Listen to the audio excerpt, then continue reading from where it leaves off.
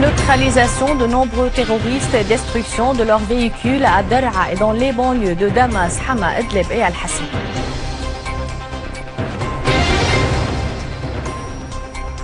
Les forces armées irakiennes prennent le contrôle de la majorité des zones à Al-Anbar.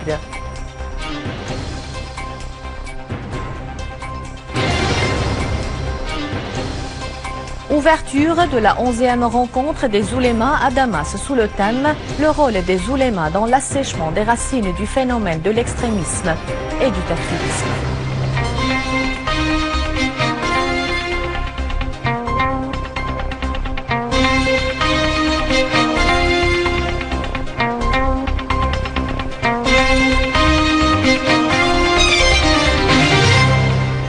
Après les titres, tout de suite les détails du journal. Bonsoir. Le président Bachar al-Assad a promulgué le décret législatif numéro 2 de l'an 2015 stipulant création de l'université de Tartous, dont le siège sera dans la ville de Tartous. Des unités de génie à l'armée arabe syrienne ont désamorcé 5 charges explosives dont chacune pesait 50 kg plantées par des terroristes à proximité de Tel Ghazal dans la banlieue sud de Qamishli. Des unités de l'armée arabe syrienne ont repoussé une attaque des terroristes de Daesh contre la zone de Tel Ahmadi dans la banlieue sud de Qamishli, tuant nombre parmi eux. Une autre unité de l'armée a détruit des caches et des rassemblements des terroristes de Daesh à la périphérie de l'aéroport de Deir ez-Zor, tuant plusieurs parmi eux et blessant d'autres. Des unités de l'armée arabe syrienne ont abattu également de nombreux terroristes à la Qirbat, à Zekkat et dans d'autres villages dans la banlieue de Hama. Dans la banlieue de Homs, des unités de l'armée arabe syrienne ont neutralisé plusieurs terroristes à Tafha et à la périphérie des gisements de Sha'ar. L'armée a détruit des véhicules dont certains étaient dotés de mitrailleuses lourdes avec les terroristes à bord, éliminant de nombreux terroristes à la périphérie des 2 villages de Kansafra et Kferlata dans la banlieue de Idlib. Dans la banlieue de Damas, une unité de l'armée arabe syrienne a liquidé de nombreux terroristes et blessé d'autres dans des opérations menées aux zones montagneuses de Al-Qalamoun. À Dar al-Balad, des unités de l'armée arabe syrienne ont tué et blessé de nombreux terroristes, détruisant 4 canons à proximité du cimetière d'Al-Abbasiyya. Les forces de sécurité irakiennes ont pris le contrôle de la majorité des zones dans le gouvernorat d'Al-Anbar à l'ouest de l'Irak. Cité par le réseau irakien de presse, le porte-parole des services de la lutte contre le terrorisme a indiqué aujourd'hui que les gangs et terroristes de Daesh avaient perdu le contrôle de la majorité des zones vitales dans le gouvernorat d'Al-Anbar via lesquelles les forces armées irakiennes reçoivent leur renfort. Dans le gouvernorat de Salah ad-Din, les forces de sécurité irakiennes ont abattu 26 terroristes de Daesh à Biji, mettant le feu dans 3 véhicules et détruisant un lance-missile selon une source sécuritaire.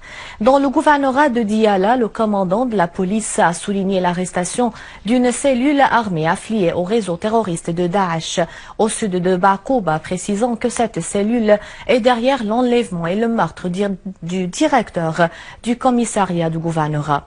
En outre, les forces irakiennes continuent leurs opérations pour purifier de nouvelles villes et zones des terroristes de l'État islamique, leur infligeant de lourdes pertes.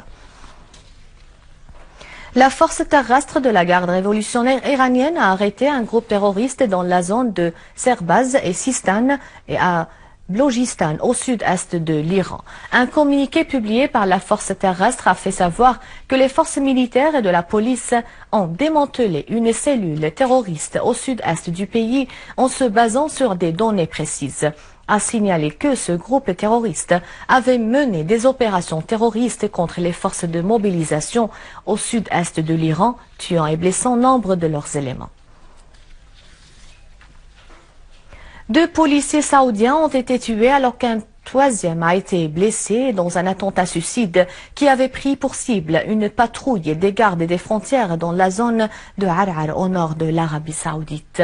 Des sources sécuritaires ont fait savoir qu'une patrouille avait fait l'objet des tirs des terroristes au centre de Souaif, à Jdeidet Ar'ar aux frontières nord.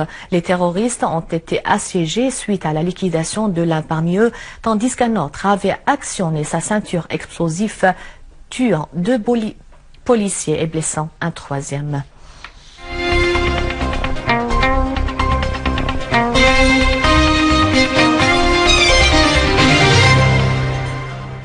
En Égypte, les forces de sécurité égyptiennes ont arrêté 8 personnes soupçonnées détruisant des caches des terroristes et désamorçant des charges explosives au sud de Cheikh Zaydo et à Rafah au Sinaï. Sur un autre plan, un étudiant syrien a été blessé par des balles des personnes non identifiées à Al-Arish au nord de Sinaï, tandis qu'un cadavre d'une personne non identifiée a été découvert à la périphérie du poste de la police de Cheikh Zaydo. De même, une bombe sonore plantée par des personnes non identifiées avait explosé à la périphérie de Koubri, à Albi, dans le gouvernorat de Bahira, sans faire de victimes parmi les civils. Dans les territoires palestiniens occupés, des colons soutenus par les forces d'occupation israéliennes ont pris d'assaut les esplanades de la mosquée d'Al-Aqsa du côté de Bab el-Maghariba. En outre, les élèves des écoles d'Al-Quds et de jeunes hommes se trouvant dans la mosquée d'Al-Aqsa ont tenté d'empêcher les colons de prendre d'assaut la mosquée, exprimant leur rejet de telles violations. À Khan Younes, les forces d'occupation israéliennes ont ouvert le feu sur des terres agricoles au sud de la bande de Gaza, causant des dégâts dans les récoltes sans faire de victimes parmi les Palestiniens. La Chambre tunisienne des députés a présenté la candidature d'El Habib Assid en tant que chef du nouveau gouvernement, selon une déclaration donnée par le président de la Chambre des députés, Mohamed Nasser. Cette candidature a été présentée suite à des consultations par certains partis politiques. Notons que le parti de Nida Tounes avait annoncé la victoire de son président, Biji Qaed Essebsi, au deuxième tour des élections présidentielles qui avaient eu lieu en décembre dernier et que ce parti avait gagné les élections législatives tunisiennes tenues le 26 octobre dernier. Les travaux de la 11e rencontre des oulémas intitulée « Le rôle des oulémas dans l'assèchement des racines du phénomène de l'extrémisme et du takfirisme » ont commencé aujourd'hui à la bibliothèque d'Al Assad à Damas. Les participants à la rencontre organisée par le ministère des Waqf, la chancellerie culturelle iranienne, l'Union des oulémas de Bilad Sham et l'Université mondiale d'Al Mustafa, branches de la série, ont examiné aujourd'hui le rôle du mouvement sioniste dans la propagation de l'extrémisme religieux ainsi que le rôle des oulémas dans l'affrontement de l'extrémisme. Les participants ont souligné la nécessité d'accorder un intérêt particulier aux terminologies utilisées dans les médias, affirmant l'importance du rôle des oulémas dans l'affrontement de l'extrémisme. À noter que cette rencontre durera 2 jours et qu'une déclaration finale sera adoptée sur les recommandations et les suggestions qui seront adoptées par la rencontre. À la fin de ce journal, un rappel des titres. Neutralisation de nombreux terroristes et destruction de leurs véhicules à Daraa et dans les banlieues de Damas, Hama, Idlib et Al-Hassan.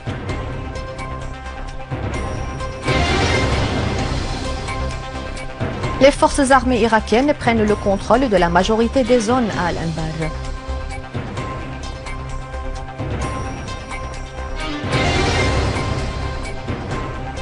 Ouverture de la 11e rencontre des oulémas à Damas sous le thème « Le rôle des oulémas dans l'assèchement des racines du phénomène de l'extrémisme et du takfirisme ». Ainsi prend fin le journal pour ce soir. Merci de l'avoir suivi. Avant de vous quitter, je vous rappelle que vous pouvez consulter le site internet syrienonline.sy pour revoir ce journal et davantage d'informations. Merci bien, au revoir.